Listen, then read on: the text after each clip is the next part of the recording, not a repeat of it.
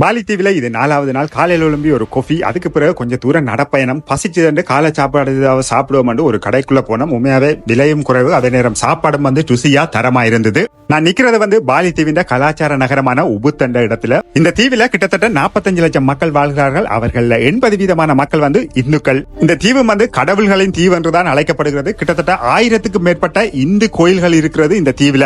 ஒரு உவமைக்கு சொன்னா, நீங்க தடக்கி விழுந்தா கோயில் வாசல்ல தான் விழுவீங்கள். நீங்க பாக்குற இந்த கோயிலும் நகரத்தின் மத்தியிலே இருக்குது. இது ஒரு சரஸ்வதி கோயில். இந்த தீவில இருக்கிற பல கோயில்களுக்கு பாலி மக்களால் மட்டும்தான் உள்ளே செல்ல முடியும். சுற்றுலா பயணிகளால உள்ள செல்ல முடியாது.